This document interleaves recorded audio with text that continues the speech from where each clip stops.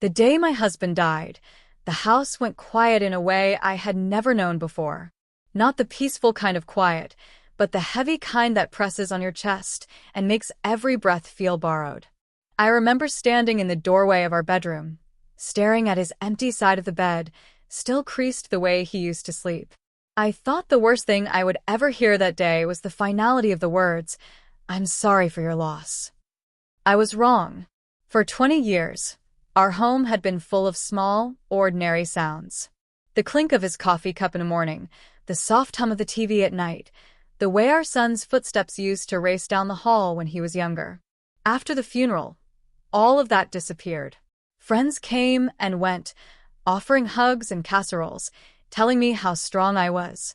They didn't see me at night, sitting on the kitchen floor, holding his old jacket just to remember his smell. Grief has a way of making you feel invisible, like you're moving through the world, but no one can truly see you.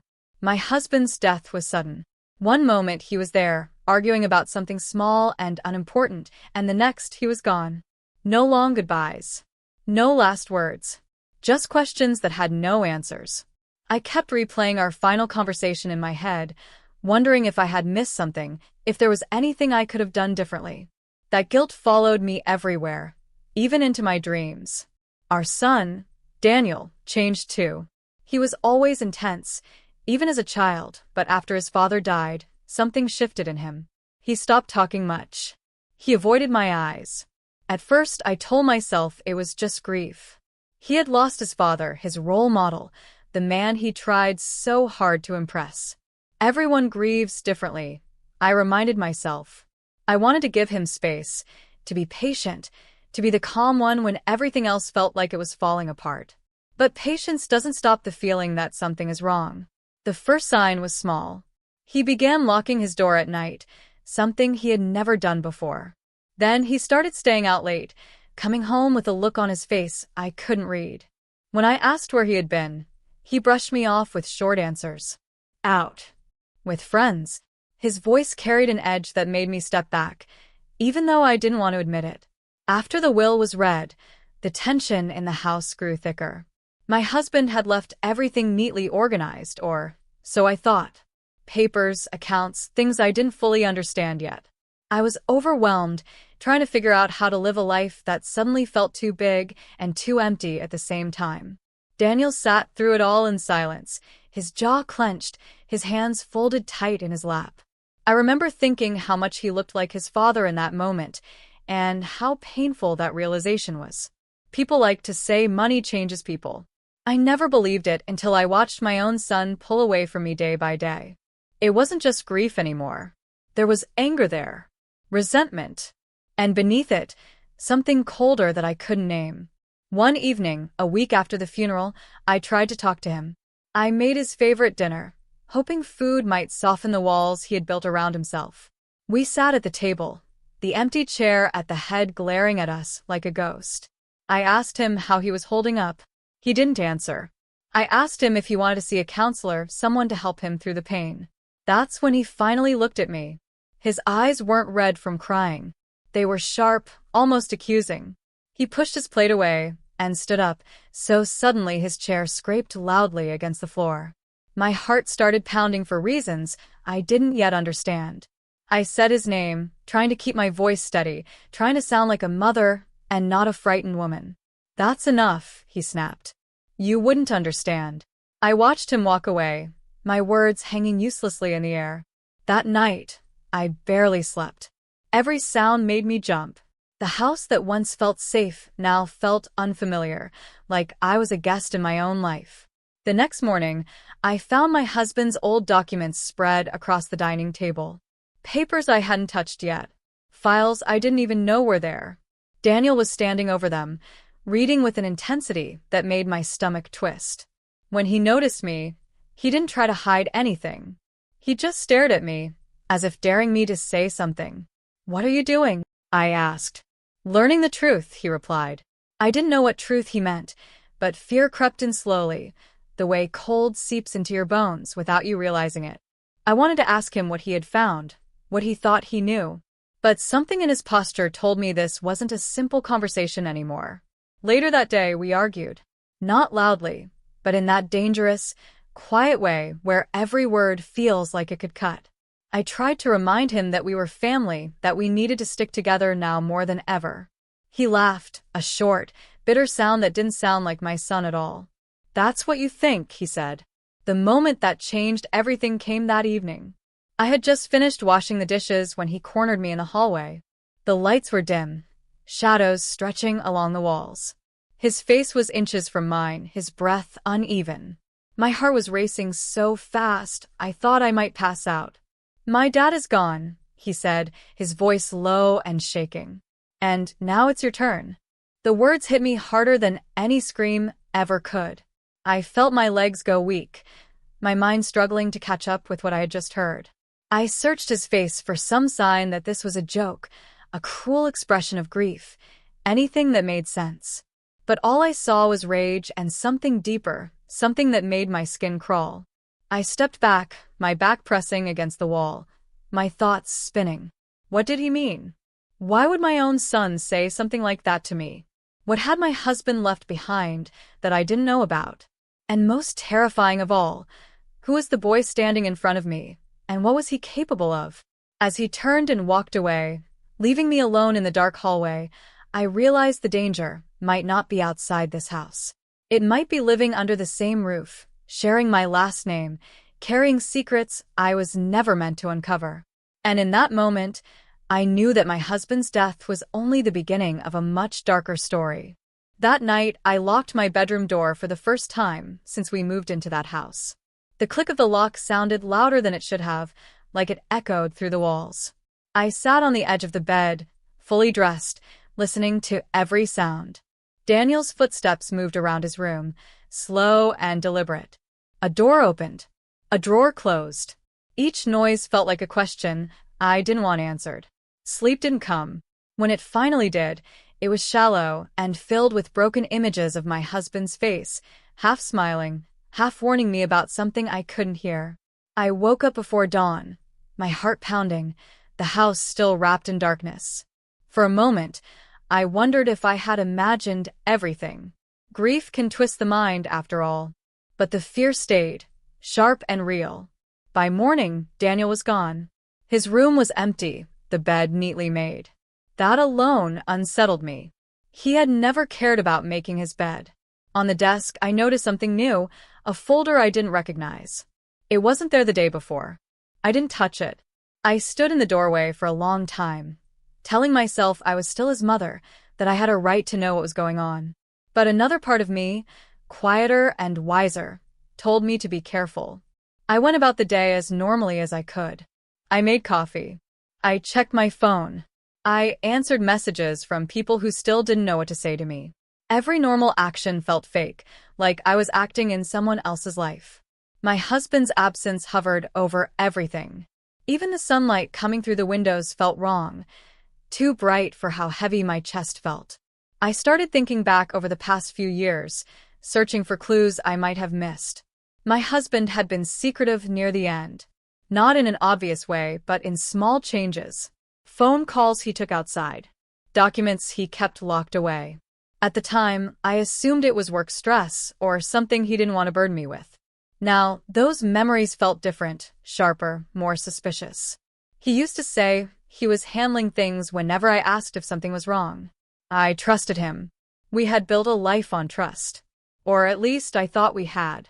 Daniel came home late that afternoon. He didn't say a word to me. He walked straight past, his eyes fixed ahead, his shoulders tense. I noticed he was holding something under his arm, wrapped in a plain brown envelope. My heart sank. I wanted to ask him where he had been, what he was doing, but the words stayed stuck in my throat. At dinner, the silence between us felt unbearable. The clock on the wall ticked loudly, counting seconds I wished would pass faster. I tried to talk about small things, anything safe. The weather. A neighbor's new dog. He responded with nods, never looking at me. His mind was somewhere else, and wherever it was, I wasn't welcome. That night, I couldn't stop thinking about the folder in his room. Fear and curiosity wrestled inside me. When the house finally went quiet, and I was sure Daniel was asleep, I stepped into the hallway. The floor creaked under my feet, making me freeze. I waited, listening. Nothing. Slowly, I moved toward his door. It wasn't locked. My hands trembled as I pushed it open. The room smelled faintly of his old cologne and something else I couldn't place. I went straight to the desk. The folder was gone. In its place were scattered notes, printed emails, and photocopied documents. My husband's name appeared over and over again. I didn't read everything. I couldn't. Just enough to know that there were financial records I had never seen before. Accounts I didn't recognize. Transactions that didn't make sense. It felt like I was staring at the outline of a secret too big to understand all at once. I heard a sound behind me and nearly screamed. Daniel stood in the doorway, watching me. For a moment, neither of us spoke. The air between us felt tight, fragile. I waited for him to explode, to yell, to accuse me of spying. Instead, he smiled. It wasn't a warm smile. It didn't reach his eyes. Curiosity can be dangerous, he said quietly. I'm your mother, I replied, forcing my voice to stay calm. I deserve to know what's going on. He tilted his head, studying me like I was a stranger. Do you? He asked. I wanted to say yes. I wanted to demand answers. But something about the way he looked at me made me hesitate. This wasn't the boy I raised, the one who used to run to me with scraped knees and school problems. This version of Daniel seemed older, harder, shaped by something I didn't understand. I just want us to be okay, I said finally. He stepped aside, letting me pass. That depends on what you choose to see, he said. That sentence stayed with me long after I returned to my room. What I choose to see. Was he warning me? Threatening me? Or testing how far I was willing to go? The next few days passed in a strange routine. Daniel was polite, almost too polite. He offered to help with groceries. He asked if I needed anything. But the tension never left. It lived in the pauses between words, in the way he watched me when he thought I wasn't looking. I started noticing other things too. A locked cabinet in the garage I had never opened before. A storage unit bill addressed to my husband. A name I didn't recognize appearing repeatedly in old emails. Each discovery felt like stepping deeper into a fog where nothing was clear. I reached out to my husband's old friend, someone he trusted. We met for coffee. I asked careful questions, trying not to sound paranoid. His friend seemed nervous, glancing around the cafe before answering. He was involved in things he didn't talk about, he admitted. He said it was to protect you and Daniel. Protect us from what, he wouldn't say. When I got home, Daniel was waiting in the living room. He looked calm, but his eyes were sharp. You went asking questions, he said. It wasn't a question. I felt a chill run through me. I'm trying to understand your father, I replied. Be careful, he said softly. Some truths don't set you free. They trap you. As he walked away, I realized how little control I had over my own life now. The past was catching up to us, piece by piece, and whatever my husband had hidden was pulling my son and me into its shadow. I didn't know who to trust. I didn't know what my husband had done, or why Daniel seemed to know more than he should. All I knew was that the house felt smaller every day, the walls closing in with every unanswered question. And deep down, a terrifying thought began to take root. What if my husband's death wasn't the end of his secrets, but the moment they finally began to surface? After that night, I started living in two worlds at once. On the surface, everything looked normal. A grieving widow and her quiet son trying to move forward. But underneath, every glance, every conversation felt loaded with meaning. I began paying attention to details I used to ignore. The way Daniel checked the locks before going to bed. How he always knew when I left the house. How he seemed to anticipate my questions before I asked them. I stopped using my phone for anything important. It sounds paranoid, but I couldn't shake the feeling that someone was listening. Instead, I started writing things down in a small notebook I kept hidden inside an old purse in my closet. Names, dates, thoughts, anything that felt important. It was my way of holding on to reality, while everything else felt like it was slipping. One afternoon, while going through old boxes in the attic, I found a photo album I hadn't seen in years. It was from before Daniel was born, back when my husband and I were just starting out. As I flipped through the pages, something felt off. There were faces I didn't recognize, places I couldn't remember visiting. On the back of one photo, there was a name written in pen. The same name I had seen in those emails. My heart started racing. Why was this person part of our past? And why had my husband never mentioned them? That night, I dreamed of my husband again. He was standing at the end of a long hallway, his face half in shadow. I called out to him, but he didn't move. He just shook his head slowly, like he was trying to warn me. I woke up with tears on my face and a deep ache in my chest. Daniel noticed the album the next morning. He didn't ask where I found it. He just picked it up, flipped through it, and closed it carefully. "You're digging," he said. "I deserve answers," I replied. "Answers come with consequences," he said, placing the album back where he found it. Dad understood that. That was the first time he spoke about his father with any sense of authority, like he knew things I didn't. It scared me more than his anger ever had. As days passed, I started to see Daniel not just as my son, but as someone standing at a crossroads. Part of him still came out sometimes. The way he paused at the door before leaving, like he wanted to say something. The way his voice softened when he asked if I had eaten. Those moments gave me hope, but they were brief, like cracks of light that disappeared just as quickly. I decided to visit the storage unit listed on the bill I had found. I didn't tell Daniel. I told myself I needed to do something, anything, to regain control. The unit was on the edge of town, surrounded by chain-link fences and buzzing lights. I remember thinking how strange it was that my husband would keep anything there without telling me. Inside, there were boxes labeled in his handwriting. Files. Old electronics. A locked metal case I couldn't open. I didn't take anything, but I took photos with my eyes, memorizing what I saw. It felt like standing inside someone else's secret life. When I got home, Daniel was sitting at the kitchen table, waiting. "You went somewhere," he said calmly. I didn't answer right away. "I'm trying to understand your father," I said again, the same words, hoping they would sound truer this time. He looked at me for a long moment. "You never really knew him," he said. That hurt more than I expected. "I was married to him for 20 years. And still," Daniel replied, "there are things he kept from you. From both of us." That surprised me. "From you too?" His expression shifted, just for a second. "Not everything," he said. That was when I realized this wasn't just about grief or anger. Daniel was protecting something. Or someone. Maybe even himself. I started to wonder what he had been told. And by whom? Had my husband confided in him before he died? Had he prepared Daniel for something he knew was coming? The thought made me feel sick. At the same time, strange things started happening around the house. Papers went missing. Doors I was sure I had closed were left open. Once, I found my notebook moved from where I had hidden it. Nothing was taken, but the message was clear. I wasn't alone in my search. I reached out to a lawyer, pretending I needed help sorting through my husband's estate. I didn't tell them everything, just enough to test the waters. Even so, they warned me gently that unresolved finances and hidden accounts could lead to serious problems.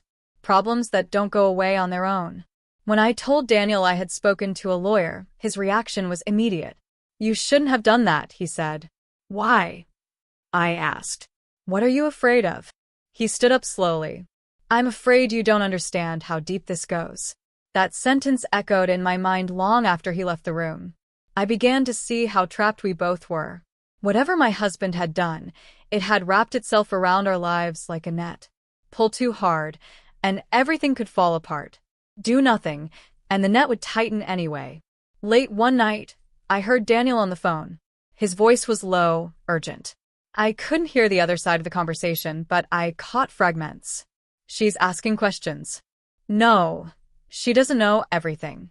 We still have time." "Time for what?" I went back to my room, my hands shaking. The fear I felt wasn't just for myself anymore.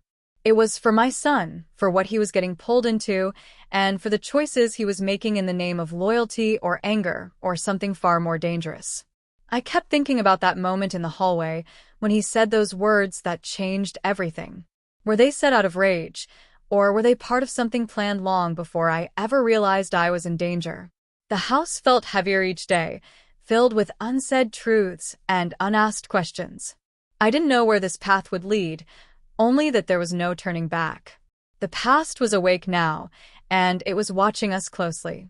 And somewhere between the secrets my husband left behind and the silence my son was guarding, I began to understand one terrifying truth. Whatever was coming next would force me to choose between uncovering the whole story and protecting what little family I had left.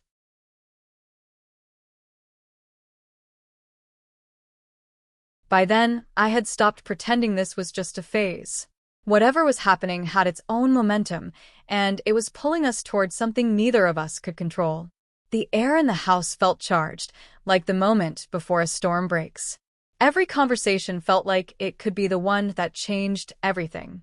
I started noticing how carefully Daniel chose his words. He spoke less, but when he did, it was deliberate, measured, as if he was constantly weighing what to reveal and what to keep hidden. Sometimes I caught him watching me when he thought I wasn't paying attention, his expression unreadable.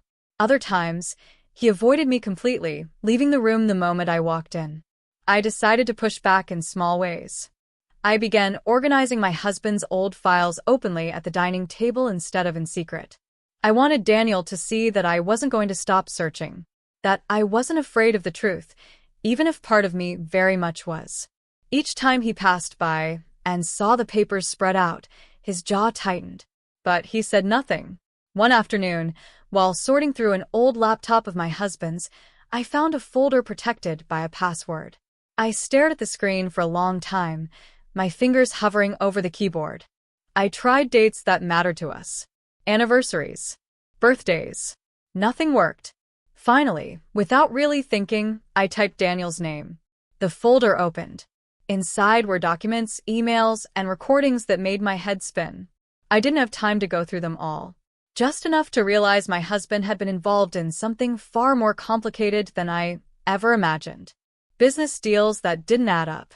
People asking for favors. Messages that sounded like warnings. It felt like reading fragments of a story written in a language I barely understood.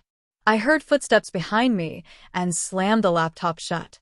Daniel stood there, his face pale. "You found it," he said. "So did you?" I replied.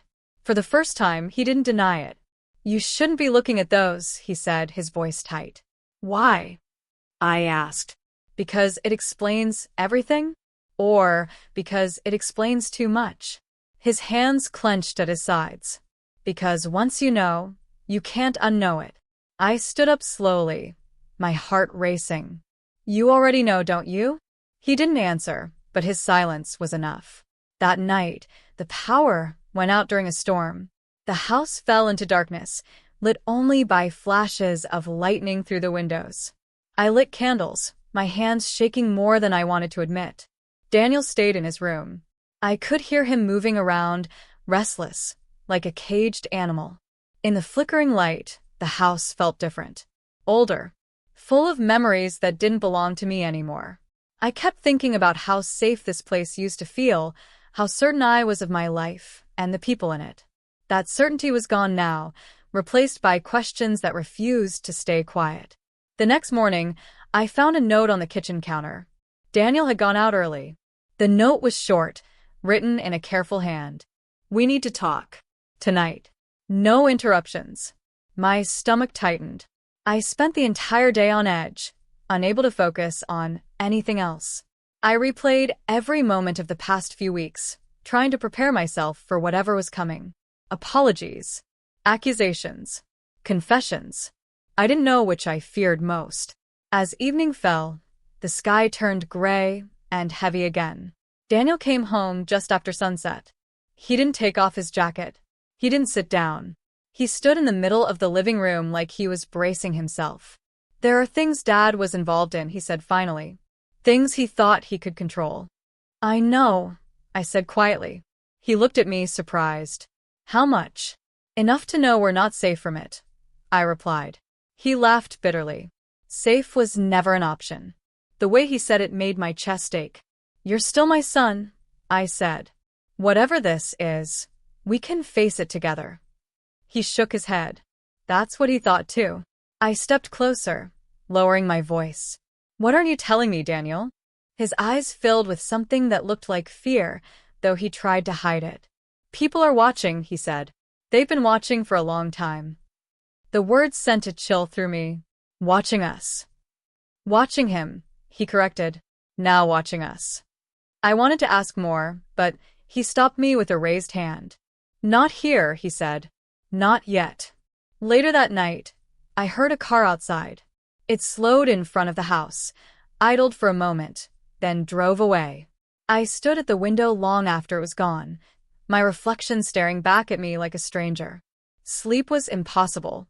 I lay awake, listening to the house breathe around me. Every creak sounded like a footstep. Every gust of wind felt like a warning. I thought about my husband, about the life we shared, and how little I truly knew about the weight he carried alone. Just before dawn, my phone buzzed with a message from an unknown number. You're asking the wrong questions. My heart pounded as I read it again and again. Before I could respond, another message appeared. Stop digging.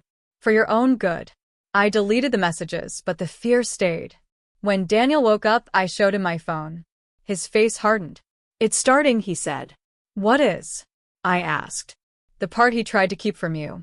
I felt the room tilt slightly, like I was losing my balance. What do we do?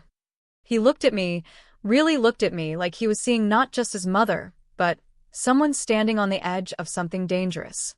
We decide how much we're willing to risk, he said. That day, the tension between us wasn't just emotional. It was heavy, pressing, like time itself was running out. Every secret felt closer to the surface. Every unanswered question felt like it could explode at any moment. As night fell again, I realized we were standing at the edge of the truth.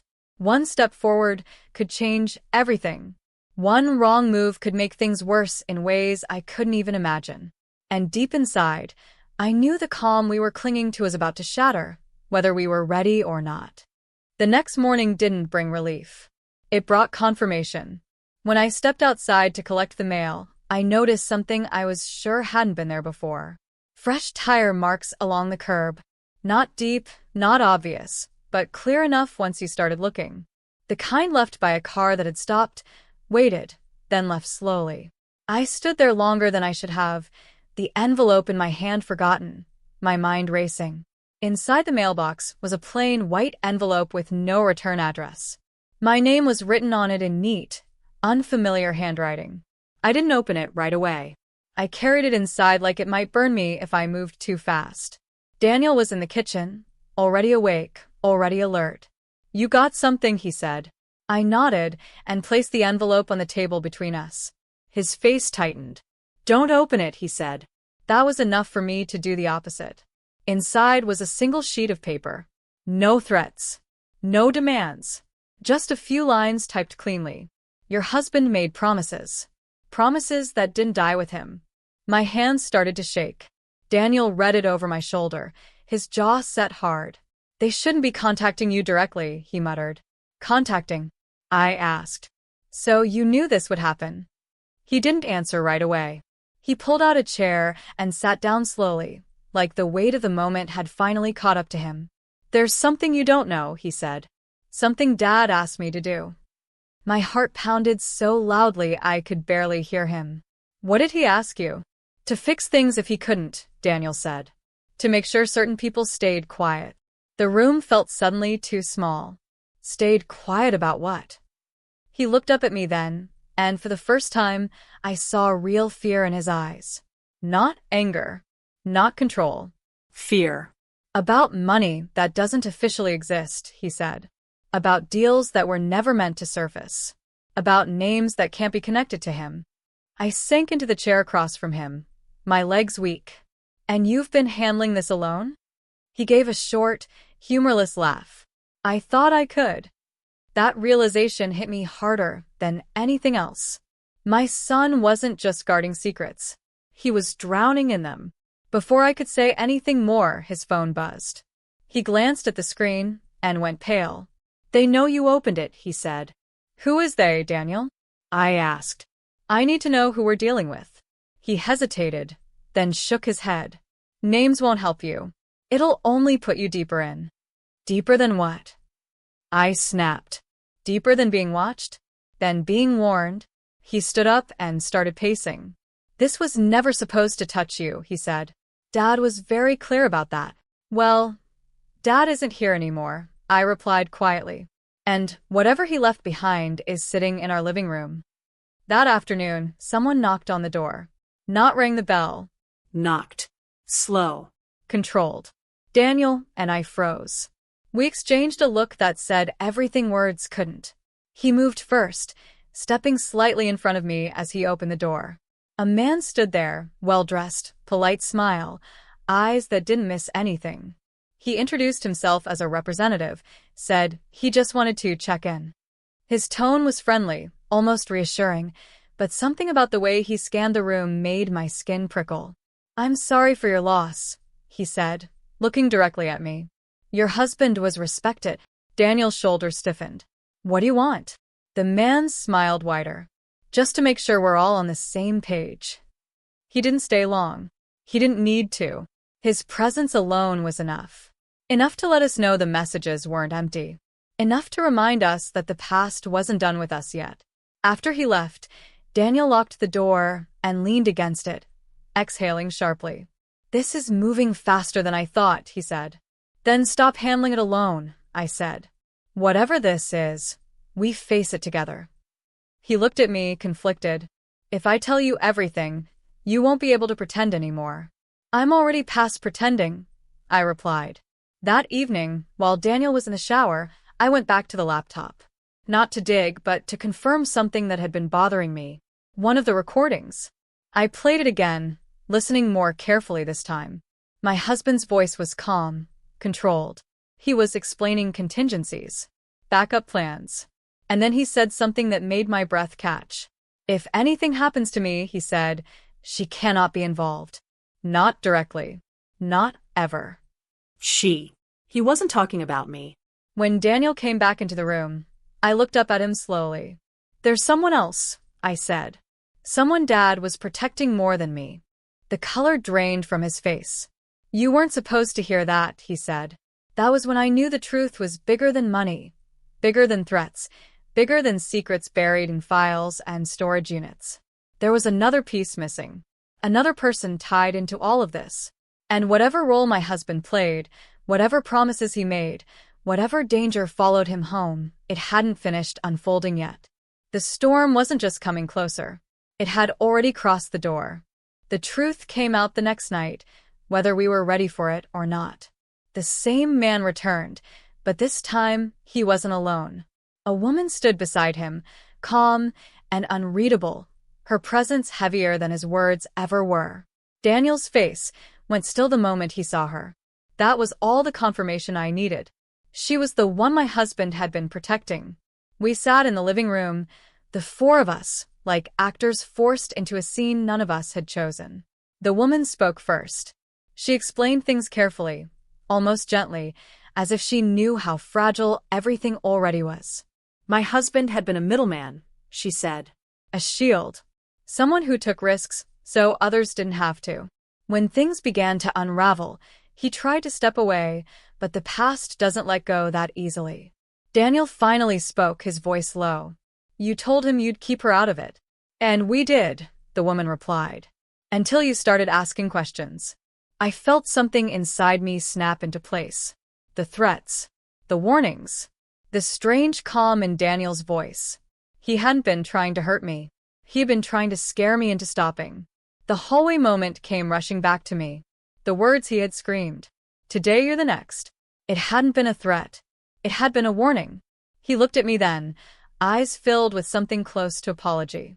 If you were scared, he said quietly, you wouldn't dig. Fear was the only thing I had left to protect you. The woman slid a folder across the table. Inside were documents, clean and final. Proof that my husband had arranged his exit from everything that followed him. Debts cleared. Promises closed. His death hadn't erased the danger, but it had contained it. The man stood. This ends tonight, he said. No more visits. No more messages. As long as what's here stays buried. I didn't answer right away. I looked at Daniel, really looked at him. The weight he'd been carrying. The way grief had twisted into responsibility far too big for him. I won't dig, I said finally. But we're done being afraid. They left without another word. The house felt different after that. Lighter. Like it could finally breathe again.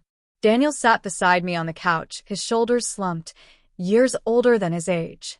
I never wanted to become someone you'd be scared of, he said. I took his hand. You don't get to protect me by becoming my enemy. For the first time since my husband died, we cried together. Not from fear. From release. Weeks passed.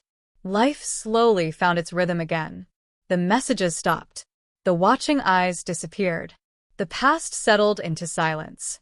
Then one afternoon, while cleaning out the last of my husband's things, I found something I hadn't seen before. A small envelope taped beneath a drawer. Inside was a note, written in his handwriting. If you're reading this, it means I was wrong about one thing. You were always stronger than I gave you credit for. My hands trembled as I turned the page. And if everything worked the way it should have, you'll never know how close this came to ending very differently. I sat there for a long time, the quiet wrapping around me. Outside, a car drove past the house slowly, then kept going. I watched from the window until it disappeared. Some secrets stay buried, and some only sleep. In the weeks that followed, life didn't suddenly become perfect, but it became honest again. The fear that had lived in my chest for so long slowly loosened its grip. I started sleeping through the night, without jumping at every sound. The house no longer felt like it was watching me back. It felt like a home again, bruised but standing. Daniel changed too. Not overnight and not without effort, but the sharp edge he carried began to soften. We talked more than we had in years. Real conversations, not the careful ones filled with pauses and guarded looks. He told me everything he had been holding in, how my husband had sat him down months before his death, how serious his voice had been, how heavy the responsibility felt on his young shoulders. He had been terrified of failing his father, terrified of losing me too. I realized then how alone he must have felt. A son grieving his father while being forced into an adult world he never asked for. No wonder he broke. No wonder fear came out as anger. We decided together to leave the house for a while. Not to run, but to breathe. We visited my sister, stayed somewhere loud and full of life, somewhere the past couldn't whisper through the walls. For the first time since the funeral, we laughed without guilt. It felt strange at first, like we were breaking some unspoken rule, but it felt necessary too. When we returned, we finished what we had been avoiding. We closed the storage unit. Shredded documents we no longer needed. Packed away the last of my husband's things with care instead of dread. I kept a few items close, not because they held secrets, but because they held love. A watch he wore every day. A note he once left on the fridge, complaining about burnt toast. The lawyer confirmed what the visitors had said. Everything unresolved had been quietly resolved. No loose ends. No future surprises waiting to surface. For the first time, I believed it. Daniel went back to school. Back to friends. Back to being a young man who deserved a future not shaped by fear or loyalty to ghosts. He still struggled sometimes. Grief doesn't disappear just because answers arrive. But now, he didn't carry it alone. As for me, I started rebuilding in small ways. Morning walks. Coffee with neighbors. Letting myself talk about my husband without flinching. I stopped blaming myself for what I didn't know. Love doesn't require knowing everything. Sometimes it only asks that you trust, even when trust comes with risk. I thought often about that moment in the hallway, about the words that had once frozen my blood. How close I had come to misunderstanding everything. How easily fear can twist love into something unrecognizable. It taught me a lesson I won't forget. Silence can be more dangerous than the truth, especially inside a family. One evening, Daniel joined me on the porch as the sun set. The sky was soft, painted in quiet colors. "He really loved you," he said suddenly. "I know," I replied. "He just didn't know how to stop protecting people," Daniel added. I nodded. Neither did I. We sat there in silence, the good kind this time. I never told many people what really happened. Some stories don't need an audience. What mattered was that we survived it without losing each other. What mattered was that fear didn't win. Sometimes, late at night, I still think about that envelope. That warning. That thin line between the life I almost lost and the one I still had. It reminds me how fragile safety can be and how strong we become when we choose to face the truth instead of running from it. If there's one thing this story taught me, it's this. Grief can hide many things, but love will always surface if you give it space. Secrets may shape the past, but honesty shapes what comes next. And every now and then, when the house is quiet and the world feels still, I remind myself of something important. I'm still here. And this time, I'm not afraid.